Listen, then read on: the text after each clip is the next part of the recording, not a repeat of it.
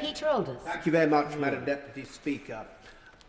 My right honourable friend, the member for Kingswood, and his team are to be congratulated for carrying out the Herculean and timely task of reviewing the UK's legal commitment to net zero greenhouse gas emissions by 2050.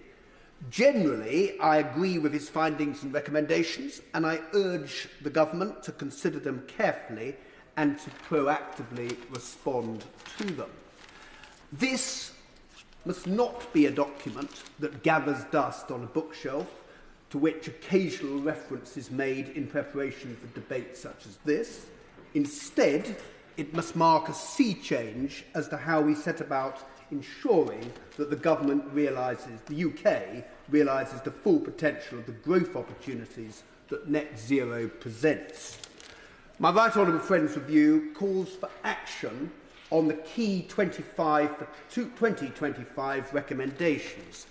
Each of these proposals warrants a debate of their own, and what I shall briefly do is to home in on one subject, one issue that is not only very important to delivering net zero, but is already bringing significant job opportunities to areas like Waveney and Lowestoft, and with the right policy framework can deliver even more. What I'm talking about, Madam Deputy Speaker, is the offshore wind industry.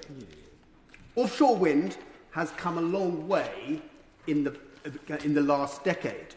At the outset, 10 years ago, there were many doubting Thomases, questioning whether the industry had a future, saying that as a technology it was way too expensive. However, the industry, working with government, have proved them wrong, and it is now an undoubted British success story, with everyone wanting a slice of the action. As a result, government have set very ambitious targets for 2030 and 2050 for the amount of electricity that offshore wind will generate. The industry has brought significant benefits to East Anglia, with half of the nation's offshore wind fleet anchored off the Suffolk and Norfolk coast, with their construction being project managed from ports such as Lowestoft, where Scottish Power Renewables and SSE also have their operations and maintenance bases, and where associated British ports have obtained planning permission and are designing their Lowestoft Eastern Energy Facility. This success, Madam Deputy Speaker, can be attributed to a combination of the ingenuity of business and the foresight of government, who in the 2013 Energy Act set down a policy framework which has been an undoubted success.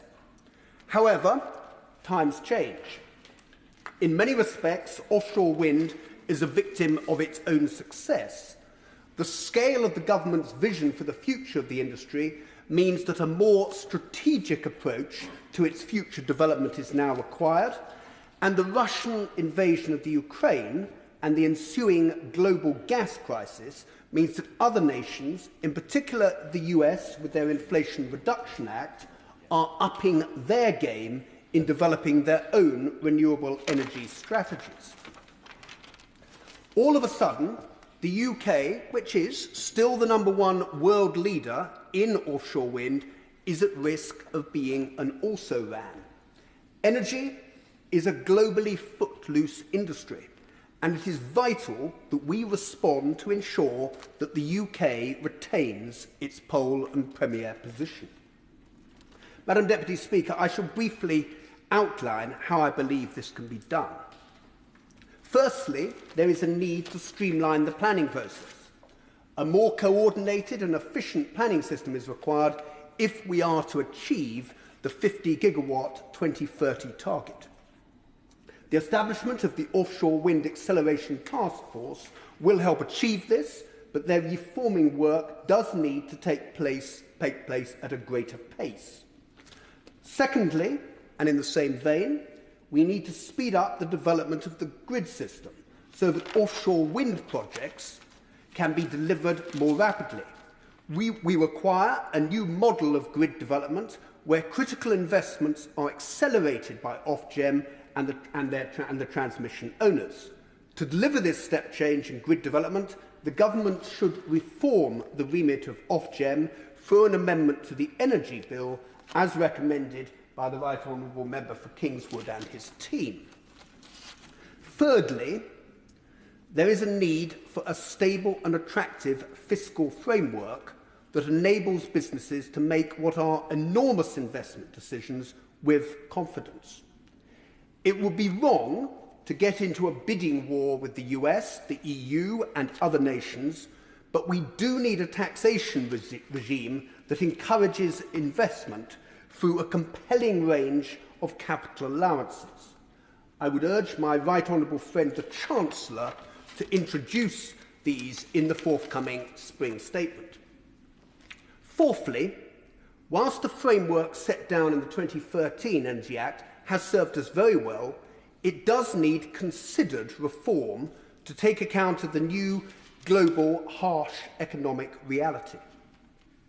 Due to inflation and supply chain constraints, it's necessary for government to adjust the parameters for future contracts for difference auctions, both with regard to their overall budget and the strike prices that are set. In the longer term, it is necessary to reform the contracts for difference allocation process so as to better balance price and supply chain considerations. In doing so, we will be able to maximise the opportunities that offshore wind presents for economic regeneration and job creation in places like Lowestoft. I will give way to one. Does he agree that one of the biggest problems that we encounter is not so much the CFDs, but the delay that is caused because of grid access and because the national grid cannot develop new grid infrastructure until actually projects have come on board? I would agree with that point that the Honourable Lady has put forward. What I would say, actually, the industry faces a whole range of challenges. The contracts for difference ones is very, very important at the moment, and with developers setting up putting their bids forward. But actually, the grid is a very important issue. The point, and as I said, the industry has been a victim of its own success. The point-to-point approach to making connections into the grid, which we've had up to now, is, I fear, no longer sustainable, and we need to move on to that more strategic approach. My fifth point and final point you'll be pleased to hear, Madam Deputy Speaker, is that it's important that government acts as a catalyst for investment in key infrastructure, and in particular in ports. This is vital so as not to deflect investment overseas. Such leveraging could include revenue guarantees for port investors for a limited period to overcome the risk gap at the time of final investment decisions, and secondly, looking to see what the UK Infrastructure Bank can do to crowd in private investment. Madam Deputy Speaker, in conclusion, as I mentioned at the outset, offshore wind has come a long way over the past decade. It is, in many respects, now the UK's star player in Mission Zero. It provides hope and opportunity for communities all around the UK. The existing partnership between business and government, which culminated in the sector deal which was signed in Lowestoft nearly 4 years ago, has served us well. But the regulatory and policy frameworks now urgently need reviewing if the UK industry is to retain its premier position. If we do not do this, and my apologies for the metaphor, Madam Deputy Speaker, there is a risk that we will have blown it. Thank you.